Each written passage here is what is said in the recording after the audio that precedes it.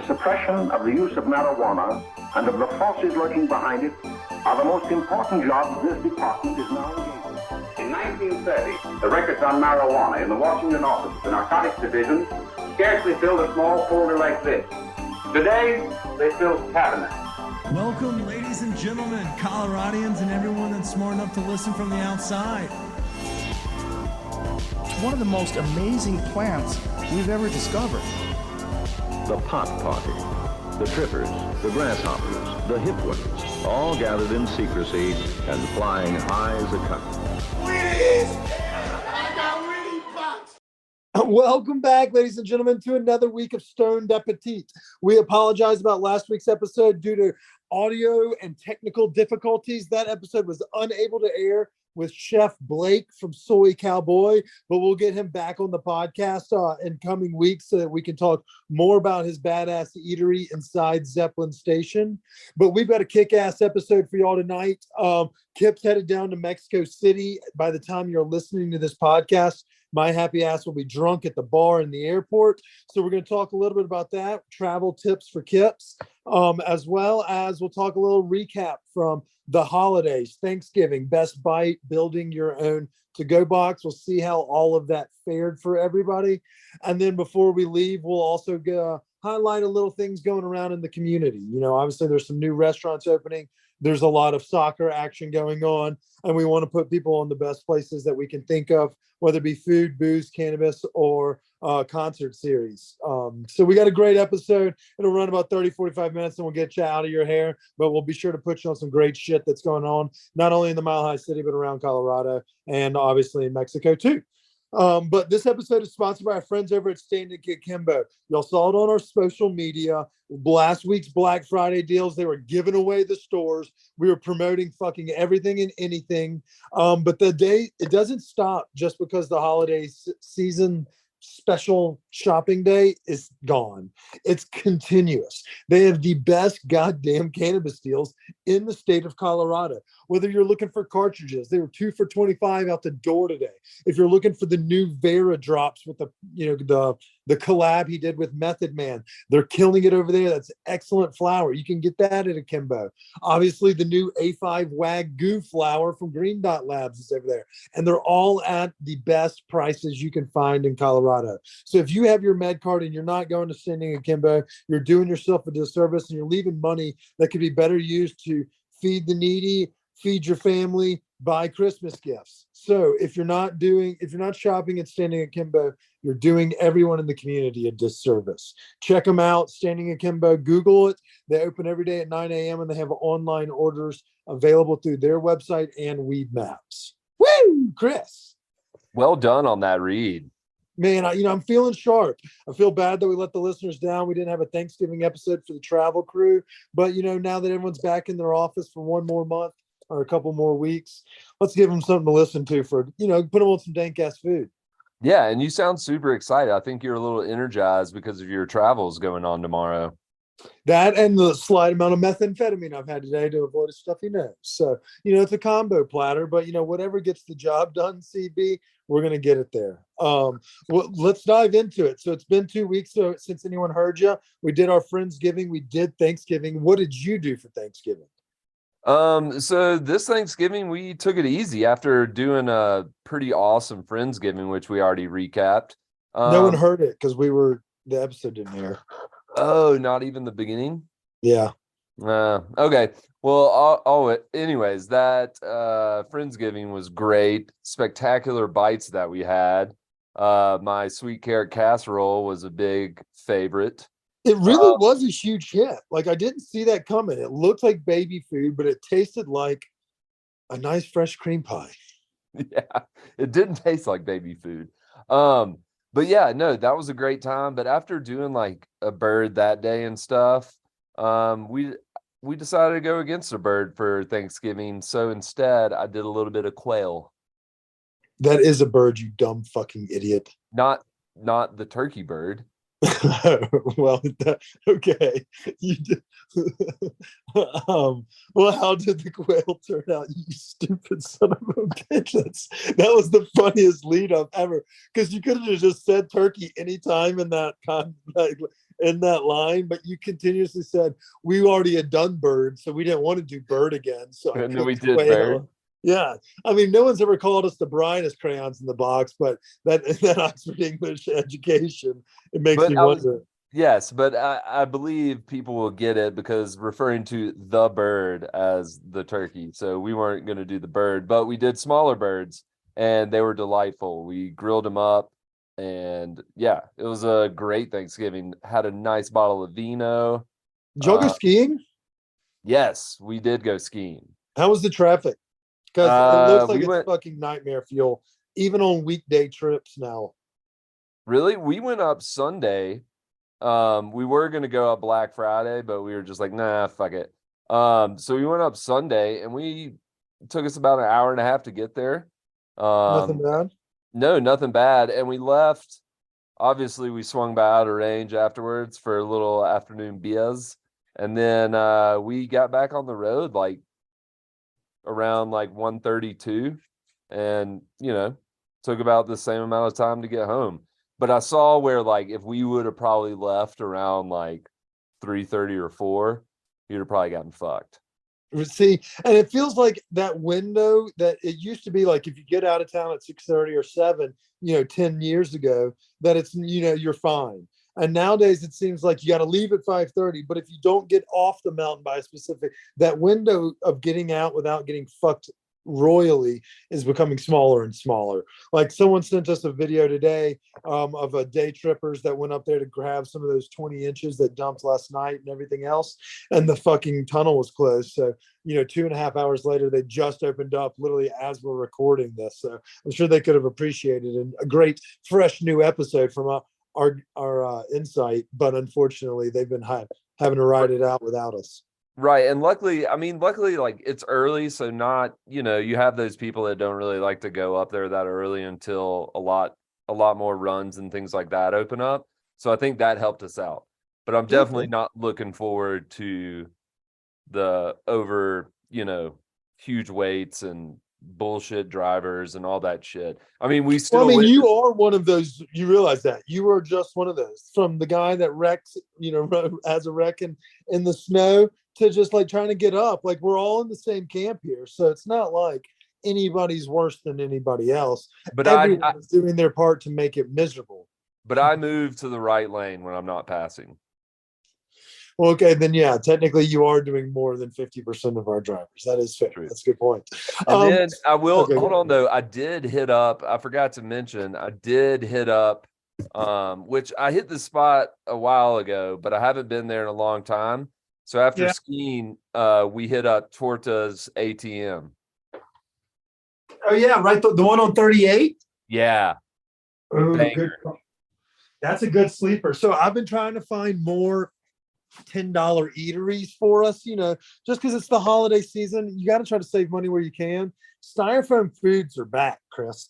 Dude, so we got a barbacoa taco and a carnitas taco and then a torta, and we shared that. And like honestly, I could barely finish the torta. Like if you can put down a whole torta, power to you. But that's one of those things that like it's huge. It's more bang for your buck, and it was absolutely fucking delicious. So I highly recommend that place if you want a good sandwich.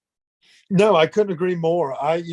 Those kind of sleeper spots that are either in strip malls or right off busy roads are oftentimes the gyms that you drive by and you're like, oh, I should probably try that sometime and never get to it. So like sometimes bringing awareness to it, I couldn't agree more. I had one that's kind of in that same camp of the no frills, 15, $20 you can get out of there without breaking the bank, and you can eat, like a king for 2 meals. And that was at Garibaldi's on Mexican Cafe. It shares the wall, Chris, with the Conoco right there before Hamden and Colorado and Broadway. It's like right behind Swedish Hospital. It's across from the Gothic and like that Moe's barbecue down there. Okay. It's just wonderful, delightful counter service or table service, but like 10, 15 different items, 4 or 5 different meats. Pick how you want to decorate, and you decorate your meal and then get out of there. It's fucking wonderful. Was it tacos or? Yeah, they have tacos, burritos. I went with what is called a huarcha. what I got to work on my Spanish. I've been Duolingoing it just to prepare for my week ahead, but I'm still fucked really badly in that aspect. But it's really delightful. They have burritos, quesadillas, the whole kit and caboodle. Yeah. Yeah. So, I mean, I like where your head's at, putting folks on the sleeper snacks. Obviously, everybody knows of the high end dining, and there's a couple new restaurants that have recently opened up in the Cherry Creek area, whether it be inside the Clayton membership club or in the surrounding areas. We're starting to see some more fine dining aspects and options available in the community. So, we'll try to get back in there and get our hands dirty. Obviously, with the March Madness bracket right around the corner, we do need to do a little bit more due diligence in terms of the fine dining so we can speak intelligently about all of them. But I couldn't agree more, Chris. That's a great call. So we've talked a little bit about food we ate. Obviously, it's kind of in that season where you'll eat in mall foods and things like that when you're shopping. Is there a place that you've been kind of jonesing to give a whirl? Maybe you saw it on Instagram or something like that, and you want to try it out? Maybe watch a soccer game there? Well, I mean, I don't know. I've been super busy, so I haven't really been paying much attention to some places that I want to try. But I will tell you, when I want to watch this soccer game Saturday, I think I'm going to have to hit up Choppers, man. Dude, okay, so let's talk a little bit about Choppers, because while the crowd at the bar is hilarious, when we went to film for Mile High Life there, we had this old cougar. She was 50, 60 years old, and she was in like the background of a shot when we were doing like panorama of the walls that had TVs going and stuff. And she came over to our table and was like yelling at our videographer and was like, "You need to delete that." And he was like, "I didn't get any like face shots or anything. It's just like a panorama of the bar, but okay." And she was like, "Let me see you delete that video." And he was like, "Get out of my face, lady. I said I'll delete it. You can watch, but don't get in my personal space." And we were just like, "Oh my God, what's going on?" I don't know if she was jerking off another patron underneath the bar, shouldn't be drinking in the middle of the day because she should be at work, or cheating on her spouse, or what was going on. But we triggered a nerve on this woman. And so that video doesn't show it, but there was a lot of awkward tension between the one random lady at the bar and our table of us, T-Mac, fucking video crew. It was just bizarre, Chris. But the food is delightful. The crowd is usually great. We were just there filming on a random day, and this one-off woman went kind of nutso on us. It was fucking funny. Sounds like a Karen, and I bet she was probably out there cheating on the spouse and didn't want this footage. But nobody looks at peripheral footage on a panorama. They're looking at the scene.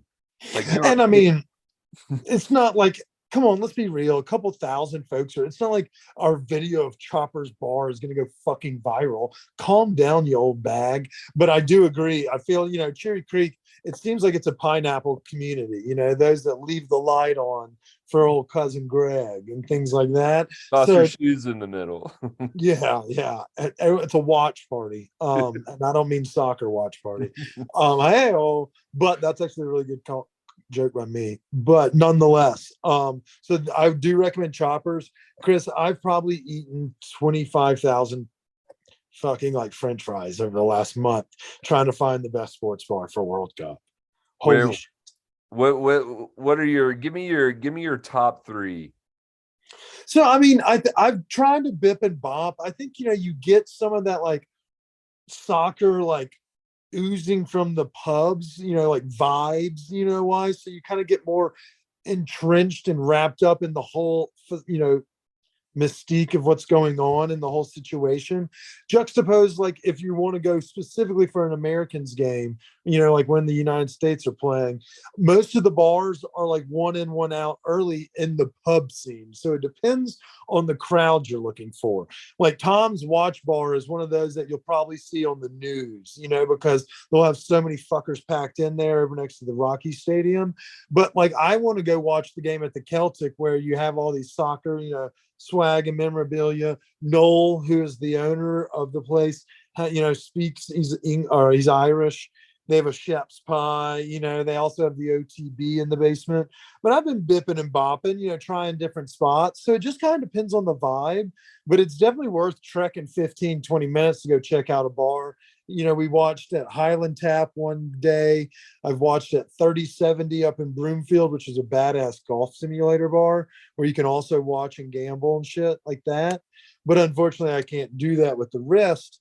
But we'll get into that in a minute. So it just depends on the vibe. I think there's a lot of cool scenes downtown. So there's always a different itch you can scratch. Well, let's say if you're going looking for some bomb ass fries, where would you say head to? The British Bulldog, they have these fries that come with a side of curry that you can dip them in. They're fucking excellent. Ooh, nice. That does sound good. Yeah, they were really fucking good. And even the 3070, I think they had some shoestringers. I like a thinner potato French fry. I feel like the fry to potato ratio needs to be a little bit over 1-to-1, whereas like a steak fry is on the opposite end of the spectrum where it's almost like too potatoey, not enough crunch. I prefer the thinner, bunch of shove your fingers in with the French fries into the ketchup and then shove them into your mouth like you're a really raging piece of shit. That's right. my. You get like a good grab of like 4 or 5. Maybe more. And the ones at the British Bulldog, the curry kind of set them apart. I think who else had a good? Who else? The Celtic has a really good French fry. They're the ones that are the shoestringy. You can get a pretty good French fry over. Where was I down south? There's a bunch. But yeah. And British Bulldog, they go different directions. And your English loving ass would like to know that there's vinegar all over the place at both of those bars. So no matter what you want to dunk your French fry in, whether it's ketchup, curry, vinegar, both of those fuckers got you covered. Oh, just douse them in malt vinegar. Oh, so good. Would you rather have malt vinegar or ketchup? Regularly, I'd rather have ketchup. But like if I'm going to get fish and chips somewhere, I'm dousing the whole damn thing in vinegar. And like some of the bottom fries get a little soggy, but it's all good. Yeah. Quick question. Let's say, maybe we'll switch gears here. Hash browns, home fries, things, those skillets. Where, per se, for those that are listening to this and are looking for a breakfast spot where they can watch the game, where would you try to aim? If you were going food centric, maybe not bar centric, which food spot would you go to for the game? And then if you were going bar centric, which bar centric spot would you go for this Saturday? For breakfast, and a game. And a game. Shit, that's tough. Over here, fuck. I mean, it's hard. Like, I don't know. I haven't been to the bars for breakfast, so I'm not really sure what we're working with here. Well, lucky for you, they're all going to be fucking open, including our friends Maria Empanada, who are known for great baked breakfast snacks. Their location on Broadway will also be open for the game, and they serve beer, wine, champagne over there too. Nice. Well, I mean, also like this might be outside the box, but some of the Illegal Pete's have really good TVs. So, and you can get a breakfast taco there, which isn't terribly bad. So maybe get up there and catch an early buzz because those margaritas hit. They aren't the best margaritas, but they are booze heavy. So since it will be on a Saturday and you seem to have like a day job you care about, God forbid you're one of those people. What kind of disrespect are you going to show your body on Championship Saturday? Obviously, you don't have to worry about your football fandom as Alabama has been left out of the cold. So it's all dedication towards soccer. Are we getting like belligerently drunk? Are you getting up and pre-gaming and watching at the house? What's your angle for this weekend? I'm getting out there. I'm getting out there in the community. I've got to get out there to watch this game. I mean, it's winner moves, loser leaves. So I want to get out there and support our boys against the Dutch. Yeah. I mean, there's two kinds of people I hate in this world. One, the people that don't have respect for other people's culture. And two, the Dutch. That's from Sir Michael Caine. The Vanderlugans and things of that nature. Any team with a name Van, Day, something, not for me. Field hockey team, definitely about it. Men's soccer, get fucked. Red light district. Yes. Yeah. Where? So They do you're gonna be down in the central time zone. Yeah, it's gonna be fucking wild, Chris. So I've never done Mexico City. You've done it. Yes. I'm very excited. I'm headed down for the birthday, going for a long run.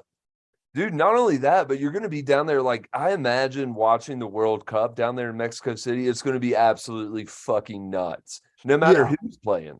I'm really hoping that Mexico wins tomorrow with a large margin so that they are also in it, so that I can totally immerse myself in their game as well. Maybe buy a jersey, cheer for the home team, as they say.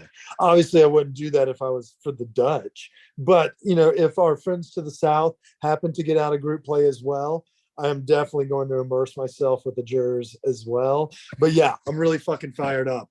Mexico City, first time going. I've got a couple, they have 4 or 5 restaurants in the top 100 on the world's best ranking. And so we didn't get into like maybe the top 5, like the one that's in the top Pujol, and the one that starts with a Q that are both top. Yeah, we didn't get into either of those, but we got into Sud 777 and Rosetta, which are very highly touted to us. And then we're also going to do some of the tourist stuff, ruins, Anthropology Museum, the Frida exhibit, or the Frida Museum as well. Trying to hit the Mercado. Hang out with some local folk here. Put out the vibe. Dude, it's incredible. Like, there's a fuck ton of people there. Like, your trips to New York and stuff. Like, wow, there's a lot of people there. Wait till you get down to Mexico City and see how big and how much movement is going on. It is fucking nuts. And it's oh man, it's great. I actually recommend taking the subway if you get the wild hair from the airport. Some people may not recommend it. It's hard if you don't really speak or read Spanish, but I figured it out. And you're not very smart, as we've proven in this episode today. Yeah. So if you can navigate the public transit system around the country where you can't understand the language, then I'm probably still fucked, but Morgan may be able to help us out. And the best thing about it is anywhere you Uber, it's going to be like maybe $5. That's the best part. Obviously, we did a couple dinners that will be US over 100, and then some of them it's like I just want to go eat $2 pastor tacos. Oh yeah, find nightstands Zimmerman style too. Like fucking eat all the different things you can. Well, yeah, that's exactly it. And if at worst I get a little sick, I'll be able to fit into those pants that I bought on the internet that I can't fit into right now thanks to the last week. Dude, I think you got a strong stomach. I didn't get sick, and I ate some pretty questionable things at some taco stands, and I didn't get sick. Oh, okay. Nice. Okay. Well, yeah, so we'll have a recap next week and a giveaway from our friends over at Standing Akimbo. We'll have, Veritas. We'll get Green Dot involved. Vera with some dank flour. Probably ask Dialed In to jump in the party as well. Although I fucking love those Roz and that little nerd little lifesavers, but I don't love them as much. And I did a report today, Chris, on the 2-gram cartridges from Batch. Holy shit. You can get them across the metro. I got one the first day they went on sale. They're over at Oasis right down the street from me. It still has over 100 puffs left in it. Mm-hmm. So I bought a fresh cartridge to take with me to Mexico so that I'm, not going crazy, trying to like find flour down there. I'll still have all my gear with me, but I only need one cartridge for a whole week instead of having to take 2, hide them in the Dob kit. The fucking Batch 2G. The thing's the size of a goddamn Sharpie. It looks like a cheese stick, and it pulls harder than a tractor pool in Arkansas. One thing, there's 2 things I want you to do down in Mexico. Go have breakfast at Lardo, and go check out the bar La Clandestina. Okay. Clandestina. It's like a mezcal bar. They have like the mezcal, like it's like from the barn. They have it in these barrels, and they just have like spigots where they pour you some. All right, text them to me. And for all those that are listening, if you want to slide in our DMs on Twitter or Instagram, we're fairly active on Twitter now. We're trying to be, at least, because I love watching things burn, whether it be the Broncos football season, postseason hopes, or if it's Elon Musk and the alt-right taking over and ruining Twitter. I just love watching shit burn. So as a United States American, it's fun sitting front row for this, because I'm Elon sure Musk we're is next. unhinged. Yeah, but for everybody, just shoot me a DM. Let me know if you have a spot in Mexico City that you think we would like. Obviously, we're on the hunt for great dives, things of that nature. Mezcal bars coming out of the spigot, that's what I want. Yeah, we have enough. I have one or two nice dinners. We're done with that. I don't want any more. Everything else, I'm going for street eats, marcados, street markets, all of the fleas. Give me them. I need all those. Yeah, I recommend too, just like walking around, just using Thanks. Google Okay, Maps. appreciate that, Chris. I was gonna fly. Well, no, I mean, yeah, use like Uber and stuff when you need to, but like definitely just walk around the city, because it is massive and it's awesome. You're gonna love it. Yeah, we were debating doing like an arc. We're going to do the ruins tour, like with a tour guide that picks us up, because we don't have a car. But we were going to do like an architecture tour where you kind of walk through different neighborhoods and they tell you a little bit about it. But we may do a taco tour where we walk through different neighborhoods and eat about it. So, I mean, I'm very excited. You can't see it now, but as the camera angles continue to change, it's because I'm chubbed up and the computer screen keeps shifting because it's like a tent pole. I'm very fired up. It's going to be, I'm excited. I'm going to be very respectful, if I can help it, to other folks' cultures, try to learn as much as I can about it. And I feel like the best way to do that is through food. So I'm going to eat to my heart's content. Yeah. Watch out for all the stray cats. Yeah, I don't know what that, I mean, everywhere has stray cats, Chris. You're a stray cat. I'm surprised anyone lets you in their house. The reason I was doing that fucking batch ad read, and I love that we go on tangents, is because it's natural conversation. But I wanted to pick your brain on, I obviously have my own cannabis. I'm ready to rock in that aspect. But I figure, the Love is Blind conversation was stimulating. We've seen a lot more come out. Maybe SK, the guy I thought was great, he was actually terrible. Maybe everybody is terrible from that show, and Love never stood a chance. Eden is never blind. But what I wanted to ask you, Chris, was if you have a 4-hour flight, if you're a little bit anxious and you get to the airport 2.5 hours early and you want to have a cocktail and tune out, what are some podcasts or TV shows that you're watching or tuned into now that me and our listeners would like to also engage with? Because I feel like you're dumb in everything, but you got a pretty good sense on television shows. I do. You've put us on some aces in the past. Yes. So, well, this one's gonna be tough because you're flying out tomorrow. So maybe, I mean, I would download, if you have access to Apple TV, I would download Shantaram. What's that about? What is Shantaram? So it's based on this book, but basically it's a fugitive from New Zealand who kind of gets like into some trouble. He escapes from jail, and then he hauls ass down, makes his way to Bombay, India. And so he's living in India and he's trying to like blend in, and he just kind of, like where it is now in the story, he's kind of like fallen into this community where he's like kind of helping out, acting as a doctor. But then there's also like these Indian gangs, people trying to take over the city, and like, big development type things, but it's street gangs. There's heroin. It's got all the boxes that you want to tick in kind of like a action drama type series. Okay, that sounds awesome. Thank you. Yeah. And we're in season 1, so I'm not too far behind. Yeah, you're in season 1, and like it's one of those shows, where they release episodes every week. So I think there's been like 6 or 7 episodes so far. Oh yeah, it's more than enough time. And sometimes when you get home and we're doing B&B instead of hotel. Oh yeah. I think turn that on. I think you and Mo will dig that show. Okay, cool. Word. Appreciate that. Any good podcasts you've been tuned into recently?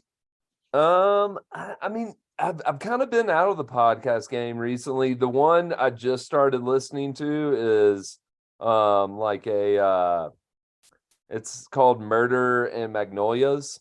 It's Okay. like a Dateline podcast, but it's focusing on this one like husband who apparently hired a hitman to kill his wife, but it got botched.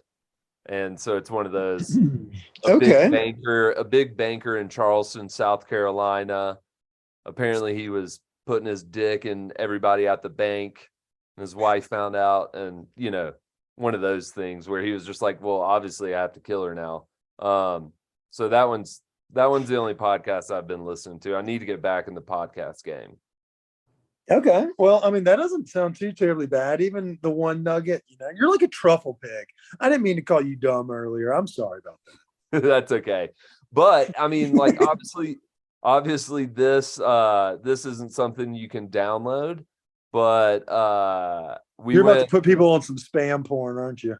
Yeah. We went and saw that movie The Menu this past week. Oh, theater date? Which theater did you go to first? We went to the Alamo Draft House just because it's a hop, skip, and a jump from our neighborhood. The only thing I dislike about Alamo is the fact that you can't recline the seats. Yeah. I mean, I don't go to the theaters enough to make complaints, but I've heard really great things. There's apparently a theater up in Westminster, and maybe we get our buddy Jamie Grayson to join us. And that reminds me, I got to tell you a story about Thanksgiving and getting hammered drunk. He's a nut. But he said that there's a movie theater up there that has like Dolby Digital's best surround sound speaker system, and they call it The Big Show. And it has like a badass like theater experience with reclined chairs, liquor and waitresses. So like maybe we got to get a little movie group going, for the new year. I know we love doing them all the time for cannabis throwback movies, but I want to go see a new movie I haven't seen too. Yeah, we had debated, like we were just thinking, during the holidays is kind of like the time when it's like you're free and like there's not shit to do one day if it's like super cold outside or something like that. It's a perfect movie day. And next week or the week after, we're coming to the end of season 4, but it's kind of a tradition. We always talk holiday movies and things of that nature. Maybe we'll talk holiday trends and regional trends, the family things. We'll do different fun ones like that in a drafted order or something like that. Because I feel like there's a lot of families out there that did movies on Christmas Day, because movie theaters were always open on Christmas Day, maybe for the Jews or the atheists as well. But it was a thing for a lot of families. So maybe we'll do that as one of our drafts. Yeah, we've been doing that like for the past 5 years. When we go home, we'll take my mom to a Christmas Day movie. Yeah. Okay, it's fun. Cool. But what's your if you had to pick one Christmas movie to watch first, what's your go-to? Okay, so there's a methodology to this, and you start obviously watching on Friday, December 1st, so you don't burn yourself out. But by the end of it, you're almost either cycling through for a second laugh with favorites like Elf for Christmas Vacation, Home Alone 2, things like that, 4 Christmases, or you're already deep into the holiday, like the Hallmark Channel ones. So you really have to start off with one that provides an infectious spirit, something that's happy, that gets you want to like put your fucking tree up, things like that. And so I think you almost have to start the party with Elf. At least our age community, we grew up on Will Ferrell. It's lighthearted. Rest in peace, James Caan. But like, it's a great movie. It's funny. Mr. Norwell is an ace. I love that guy. Good luck, buddy. Hope you find your dad. Things like, it, and it kind of gets the spirit going. It makes a believer out of everybody. And Zoe Deschanel is very attractive. Yes, she is. We actually, I mean, National Lampoon's Christmas Vacation was on all weekend, so we ended up watching that. And goddamn, it just gets funnier. Like it's great. It's so goddamn good. I mean, like, I forgot how funny that scene is where he's at the mall and look, Russ. Can't see the line, can you? Yeah. Oh, that's my name. No shit. 'Tis the season to be merry. Oh, that's my name. Oh shit. That is a great one. He's like, yep, she's dead, and he's like using underwear to pat his head around his forehead, his brow. But yeah, that's a great one to start with. I feel like that one, and it really hammers home. Like watching that one growing up, we always had family coming to town, and like we would have some stay with us and some stay with our aunts. So like all of the houses were always full of in-laws and cousins. So we kind of had that same vibe going, and so it felt a little bit like home, but we never had the snow or anything like that. So I love being out here in Colorado for it. Like if we could get snow on Christmas, I'd be happier than a child that's getting a Nintendo 64. But it depends. But I'll go through Love Actually and The Family Stone, Miracle on 34th Street. I'll knock out all the oldies as well as all the rom-coms or holiday love stories. Love Actually, for sure. They were when I was coming down here, they were doing this because I guess it's about to be like the 20th anniversary for it. So they had all the cast on and they were talking about the movie and all that stuff about it. It's fantastic. It's a total feel good. That is a feel good, and especially if you can watch that with a significant other or maybe somebody you've been macking on, and you're looking to get an OTPHJ. This is a great movie to put on. I know there's an account out there of people that talk about fucking in public and have their own little date night advice. This would be in line with that. Throw in a nice little Love Actually. It'll help you seal the deal. Shout out to our friends over there. Chris, before we go, I think there's something that we didn't cover because the last week's episode didn't air, and that's while right before the holidays there was an attack on the community. It was a very serious situation because obviously we have a lot of gun violence, not only in Colorado, but in America specifically. But this one was a little bit more than just like true malice, like we saw in Charlottesville at the Walmart with angry employees. This was a coordinated attack by a man filled with hate in his heart for a whole community of people that just because of how they believe or live their lives, or how they practice love and things of that nature. And so I just wanted to take a minute to say that we've tried to do what we can in the community by donating and sharing the message of positivity, but we also want to openly condemn that none of that behavior is welcome in our DMs. If you have a problem with us promoting and being friends and loving on our friends that happen to be in the LGBTQ community, then you can go ahead and pound sand, because there's no place for you in our community when you hold beliefs like that. So I know that message was lost last week in the archives of the episodes that didn't air, but that was something that I felt we needed to address because it's just getting preposterous in this country, and it seems like it's fueled by some serious rhetoric that comes from some very high arcing people, and it's sad. It is sad. It is sad.